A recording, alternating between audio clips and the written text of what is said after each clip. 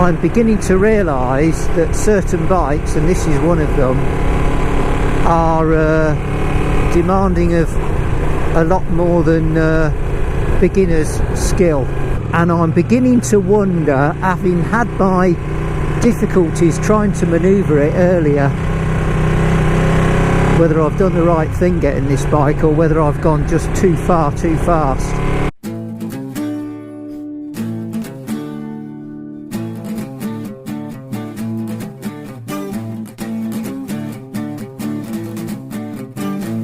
It's been a long time since I've updated or uploaded any biking videos, and that's because I've been quite busy over the last few months and haven't really done a lot with my bikes. But that's all changed in the last couple of weeks. I have sold my Ducati Supersport S. I was amazed how easy it was to sell. I literally rang a local Ducati dealer, sent them some pictures of the bike and a few details. They gave me an agreeable, very acceptable price, and literally within 2 days came, collected the bike and paid me in full. It was very, very simple process, certainly compared to when I've tried to sell my classic cars that I've had in the past. So the bike had gone, and the reason I've sold it is I was out riding it one Sunday afternoon and I really felt that I'd sort of reached my learning experience with it, and it was almost too easy to ride. It certainly didn't lack power. It was definitely fast enough, definitely comfortable, fantastically good intermediate bike. Never had any problems other than in the first month when I had a quick shift failure. That was repaired under warranty, so it didn't cost me anything. And I would highly recommend it as an intermediate sports touring bike or sports bike full stop. Very, very good bike. But I just got to the point where I felt I wasn't really learning anything new, and I wanted to go on something of a bit more of an upward path. So that is what I've done.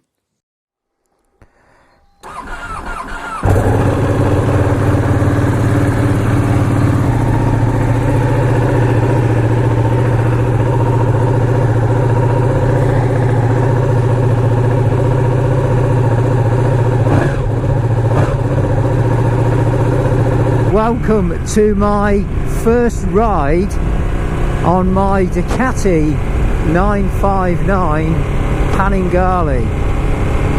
Now, I bought this bike because the minute I saw it in the showroom, I absolutely fell in love with it. It's a beautiful bike. In fact, I did want the 899 Panigale, but then realised I could get the 959 for pretty well the same price. And in fact, I got this bike very, very cheaply because it is quite high mileage. It's got over 12,500 miles on the clock. So I got it at a really, really good price, and I just couldn't resist it. So the reason I chose it, other than just its looks, is because I'd looked at some of the other bikes like the Ducati V2 and the V4, and the problem with them is that you can't get your feet planted, or I can't get my feet planted. As someone who's set up this short rides channel to try bikes that can be ridden by people with a shorter leg length, this bike sort of fits the seat height level, so I can get my feet planted when I put my feet down. The seat height on this is pretty well identical to the Ducati Supersport S, which is basically the one I had and sold recently. And the reason I got this at such a cracking price is because it's got over 12,500 miles on the clock, which is quite high mileage for a Ducati, and it also has a few little nicks and dinks and things. You know, it's not perfect, it's far from perfect. Since getting it, I had to adjust the levers, brake and clutch levers, because they were way too wide for my hands.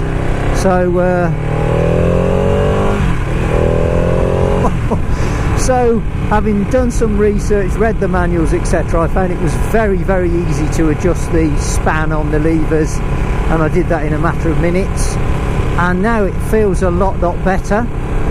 I'm also riding with my summer gloves on because basically I want to get as much feel through the bike, even though it's actually quite a cold day. It's about 9 degrees at the moment, but I want to get as much feel through the handlebars and get as much feel for the bike as I can, because I'm just trying my best to get used to this bike.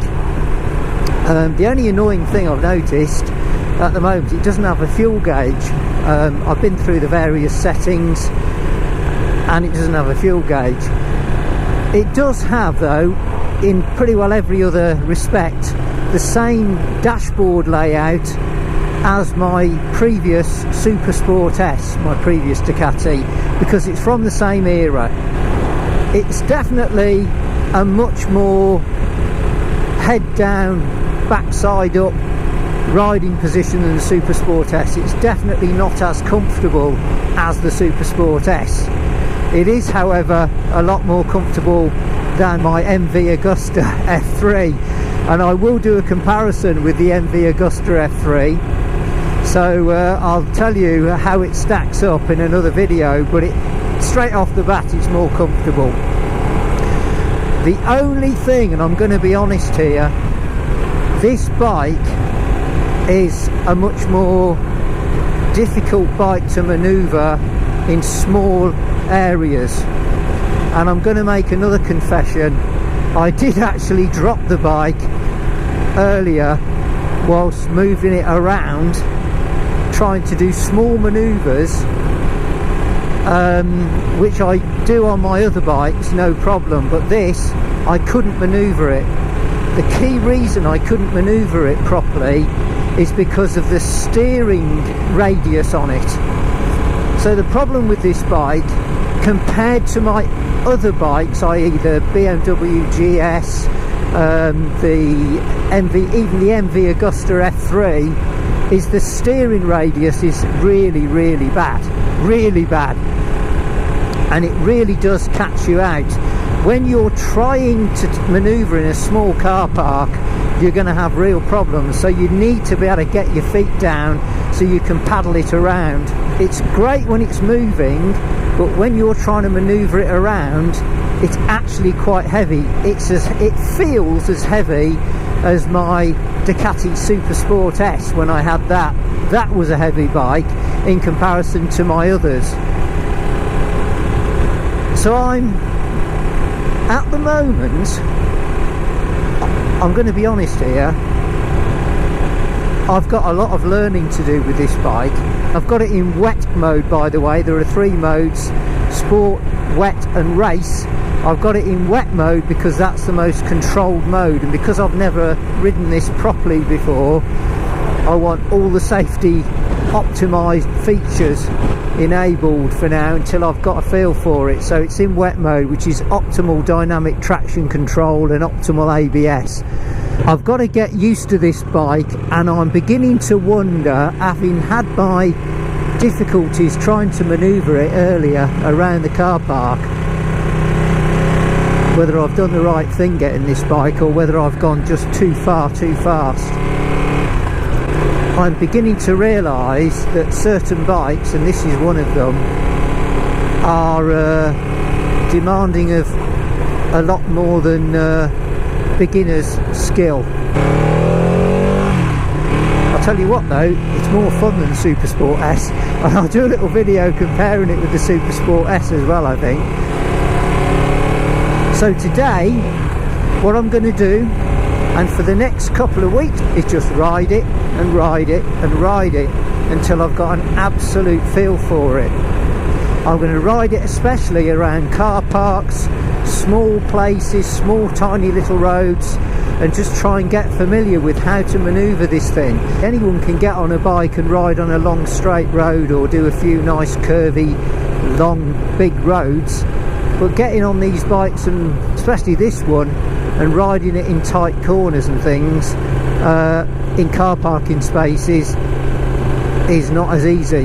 The other thing that I have noticed straight away, when I was sort of pulling out of the first junction, I had to stop quite quickly because someone pulled out in front of me, and again I nearly dropped it. And the reason is that I didn't put my feet down on the floor in the right position. Now that's going to sound really weird.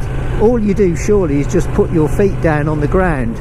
No, what you have to do with this bike is you have to put your feet down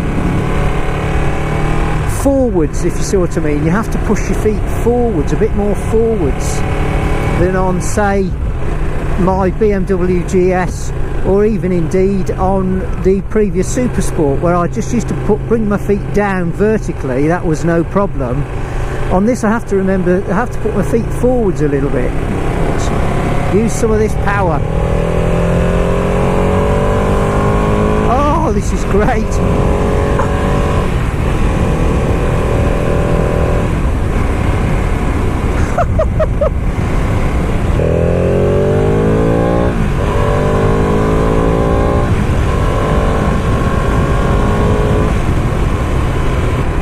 So the power delivery on this is pretty smooth. As I say, when you're on roads like this, it's a doddle. It's an absolute joy to ride, very, very easy. But it does scare me when it comes to making those tight turn manoeuvres. Keeping in mind I'm in wet mode at the moment though, but when I whip the throttle open, it doesn't feel any faster than my other sports bikes, the F3 or the Supersport. It just feels more grunty, more fun, more torquey, that's all. Oh, it's fantastic though. On roads like this, it is definitely a fantastic bike. When I went and test rode this bike, I rode it round, did a very short run because I was up against the clock really. I didn't have a lot of time, but all I wanted to do was get back on it again as soon as I got off it.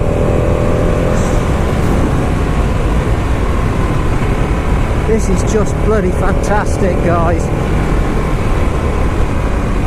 Unfortunately, the battery location on this is harder to access than on the Supersport, and this is another key difference with the Supersport and this.